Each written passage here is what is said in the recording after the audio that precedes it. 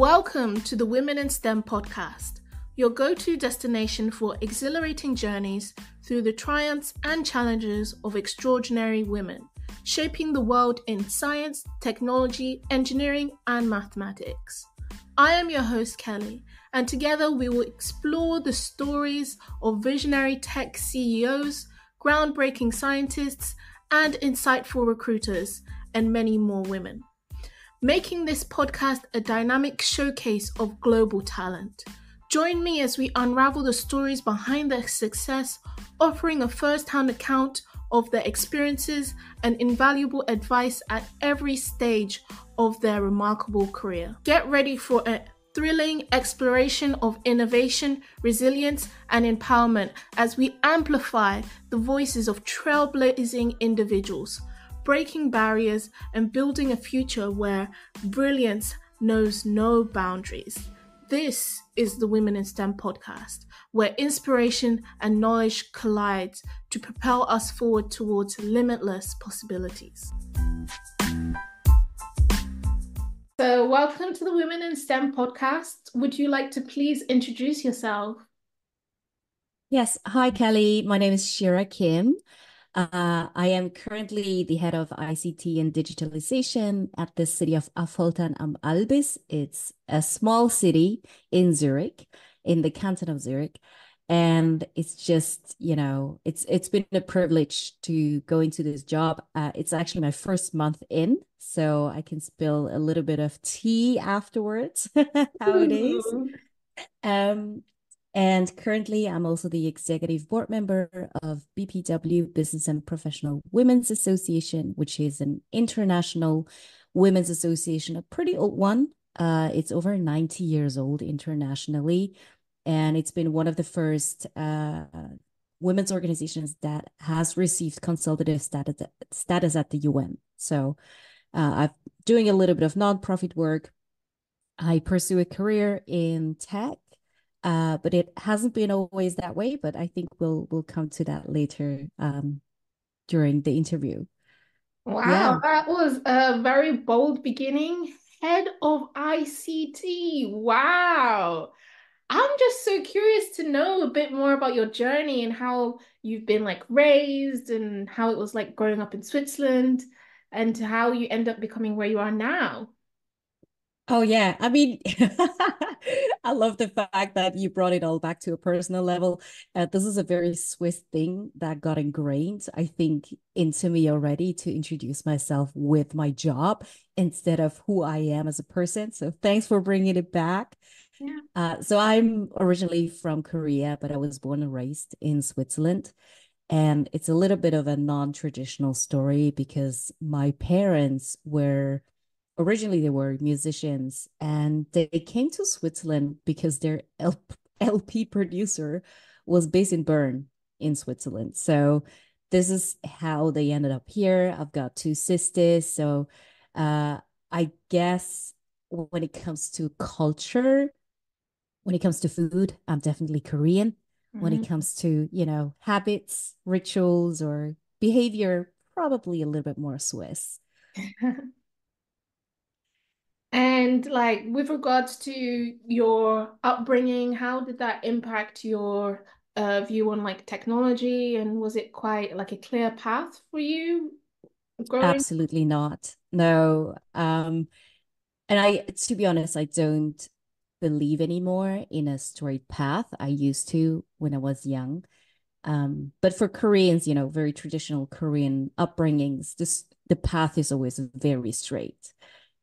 Koreans usually have a clear understanding where they want to be in 30 years from now. If you don't have a doctor or a PhD, it's like you haven't reached your personal goal to reach, excellence in your job or university degree, etc.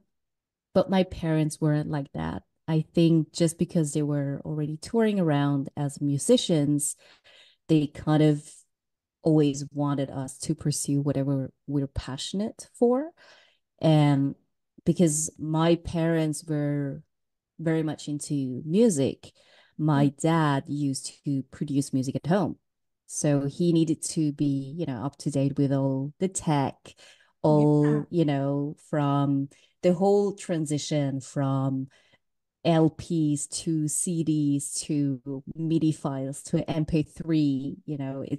It's been also a technological journey kind of for him. So at home, we had to have a computer, obviously, for him to kind of produce music. So I think it started all from there, that he had an affinity to technology just because of that. And, I have to blame him buying all these kind of mathematics games for us, obviously, to learn math. But I still remember that game was called Mate Blaster. It was in German and it was so cool. I loved it. And I guess that was my path into gaming. So really blame my dad for putting me up to this. Um, and yeah, I think if you're into gaming, you easily go down the path of discovering technology, not only from a recreational point of view, but also from a lifestyle point of view, and how you maybe approach problem solving, etc. And the community is very different as well. I am a very extroverted person, so I love socializing in person, but also online. And with regards to all the skills that you picked up from like gaming, how transferable were these skills? And with regards to you advancing in gaming, did you go to university? Did you do an apprenticeship? Or did you go straight into work? How did that go? So I actually went straight into work. I went to a so-called economics high school. In German, it's called Wirtschaftsmittelschule. So basically, you remove all the other STEM subject except math, and you just learn economics, basically, or financial economics, financial math, etc. And I ventured that path because I was convinced I'm going to be a CFO at some point in time. Mhm. um, but screw that, definitely not down my current trajectory. But I went to like a very straight route into my first job, into an agency in design and communication, but I was doing their financial accounting. And from there, I basically went into a very long tenure at Swiss Re. And I would split it into maybe three parts. One was very dense and very intense period of project management where I had to take over already project ownership for offshoring and nearshoring projects. And because of that project management skill, I went into data analytics and reporting, where we basically build a state-of-the-art cockpit and dashboard solution for an entire group. um, you know, Back in the days, we didn't have any data scientists. Mhm. So um, everything that we did in terms of IT projects in-house, you would have to kind of try and error the whole development. And because it was state of the art, you kind of need to just go with the flow and see where it ends. And I guess looking back to it, you can see maybe a little bit of gaming there because you want to gamify the entire process with your user audience, while testing a whole new technology and ways of working. You want to make it that everyone has fun while doing it. So I was looking after the whole release management of that tool, and UAT, so user acceptance testing. So if you approach it in a way of, A/B testing, but with games, people need to have fun. People need to, have that urge to pursue further analysis and want to dig deeper into, the cockpit and dashboard. You have to visualize it in a way that it's appealing to the eye. It's not just numbers, you have to understand how the audience feels about these numbers and where they want to see the trend going. So I guess looking back, I can see some analogy, but I never really pursued this in a very strategic way. I basically just shaped it in a way that how I want to be, um how I wanted to be updated or onboarded as a user in the community. So I guess that approach. And then the last position, basically, I was there for 7 years. I was in a team of so-called permanent insiders, and it was in corporate strategy. I was working in Zurich for 5 years, and then 2 years I was in Singapore, just developing a long-term strategy. And there I was actually again reintroduced into the world of tech because I was responsible to shape the macro trend map of the company. And obviously, technology has been one of the big parts of the mega trends and the trends that will influence the company's strategy going forward. So I guess that's where it became clear to me that there are so many questions around tech that are not necessarily linked to, financial success of a company, but generally how we deal with certain aspects or impact that the introduction of certain tools have into our society. You just mentioned about the impact that certain tools have, and I definitely feel like we are all severely impacted by technology and we are all consumers of it. So we all have that experience. But I wanted to know if you can elaborate a bit more on your involvement in digital ethics and your current studies in the field, and if you can elaborate on the intersection between technology and ethics as, Yeah. evolving to the future. So when I so I did study actually during my work at Swiss Re. I did a part-time study, a bachelor in business administration, but I never believed in like an academic title that I need to gain. I'd rather go down the professional or more practical route of learning by doing. But this was a subject where I felt I need a more philosophical approach, where I need more grounded scientific research basis because, ethics and morals are very, they vary from culture to culture. And I wanted to have a very scientific approach into the topic. I actually started to study digital ethics as a so-called certificate of advanced studies. It's not a bachelor, it's not a master.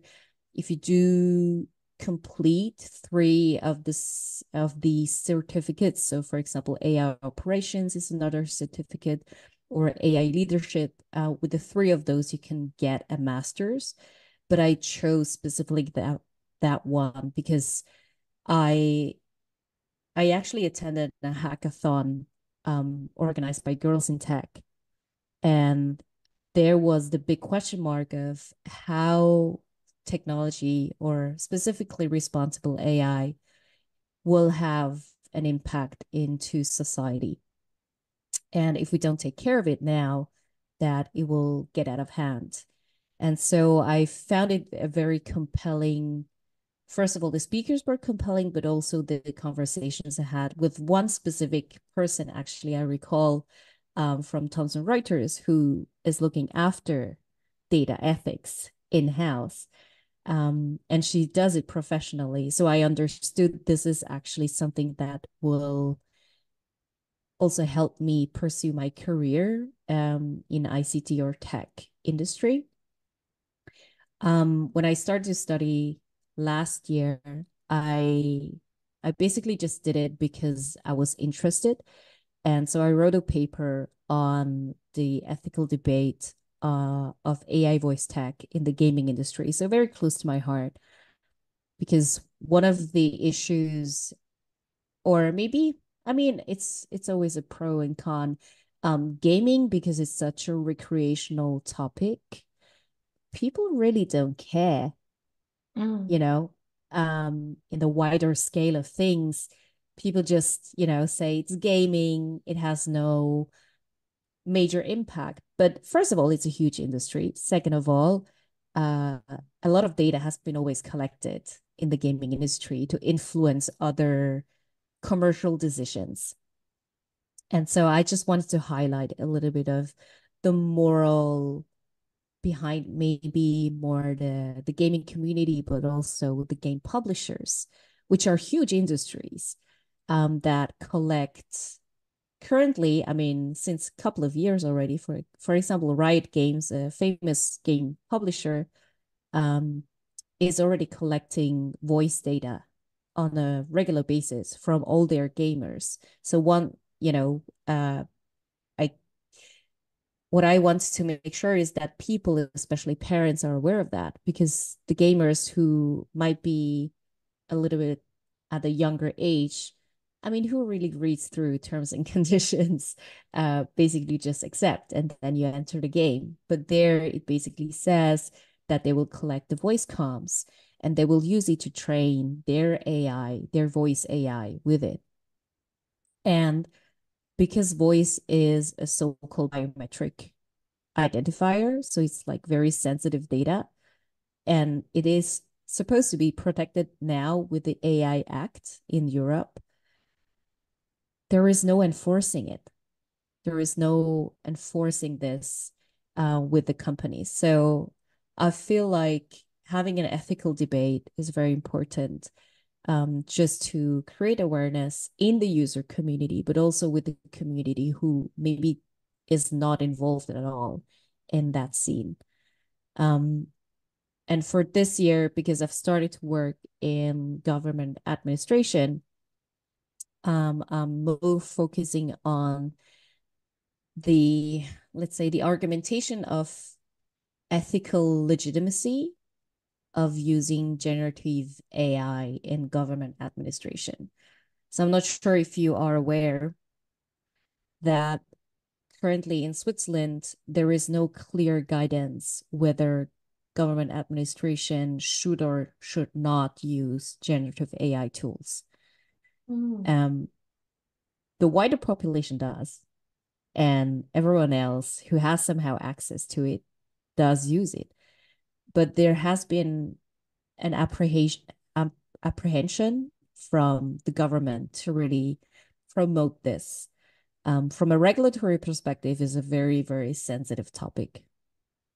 So I just want to dive into that deeper, and make it a little bit more accessible. Wow, that is a really interesting topic, and like you said, something very impactful with the rise of AI and us utilizing it. But I'm just going to switch gears. You mentioned in your intro that you're the co-president of the BPW Club Zurich, and I wanted to know a bit more about that. Like, what type of initiatives do you have? What type of projects, and what is this club about? So, I mean, the ultimate vision of BPW is to enable every woman to have financial independence. So, this is a topic that is relevant everywhere in the world and has been actually a big part of the agenda of UN Women. So, that's why also we have a consultative status. In fact, we have 5 UN representatives at BPW. So, each year, we participate in a so-called CSW, the Commission on the Status of Women. It's an event that happens in New York at the UN headquarters, and at the same time, all the NGOs who are somehow involved in the topic will gather as well in New York together to convene and discuss, projects and agendas that need pursuing further. What I did back then in, I believe it was 2022, we organized a so-called parallel event here in Geneva, where we talked about the ethical debate of AI for girls and women. And it was just to, again, create awareness, what kind of implications there are. We had 5 speakers, like 5 expert speakers coming in and highlighting some of the difficulties. And that specifically for women, there is a bigger impact because we are let's say, more systemically discriminated, but in the data sets that have been used to train the AI. So it's not only gender, of course, it's so many different aspects of intersectionality and diversity where we kind of are taking a step back and becoming a little bit more scrutinized, I would say, through the collected data sets, because the historic data sets are determining how a certain AI algorithm is behaving or is being trained, right? The models that we see nowadays, also in ChatGPT or GPT in general, that has been using different data sets. I'll give you an example. Like Wikipedia is one of the key source data sets for these large language models. However, only 18% of biographies are female in Wikipedia. So you basically train the AI with 82% male and 18% female representation of people. Already there, you have an imbalance. And so it's just, these kind of events maybe create a gateway for people who are not familiar at all with tech, are not familiar with AI, which are a little bit who shy away from this topic because they are not subject matter experts. So we kind of open it up because BPW, we are not a tech bubble.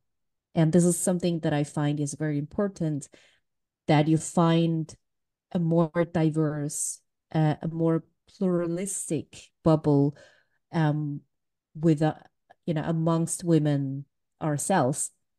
I feel like we are sometimes, yeah, we end up in our own bubble and we don't find our way out.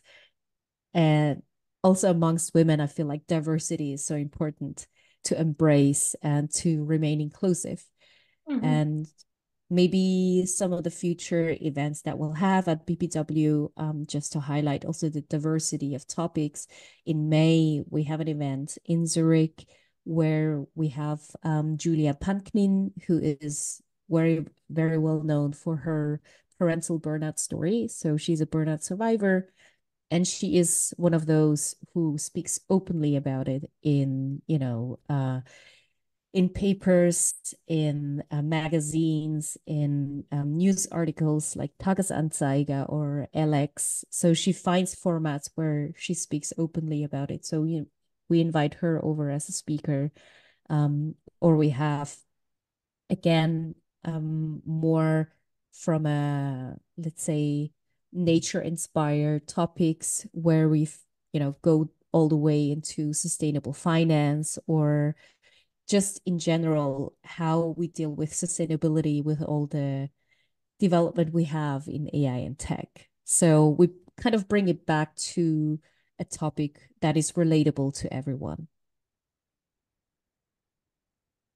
That is very interesting. And like, where can people find out more about BPW, and like, where can people sign up if they want to find out a bit more? So we have a website on very different levels. So in Europe, we are around 17,000 members. So it's bpw-europe.org. In Switzerland, we are around 2,300 members, and it's bpw.ch. You also find us on Instagram, of course, and LinkedIn. And then specifically Club Zurich, we are only on LinkedIn, and we have a website, which is bpw-zurich.ch, or you'll find us again, as I said, on LinkedIn. We're not very present on any other channels because we're fully nonprofit, and we wanted to make sure that the channel that we host are well curated.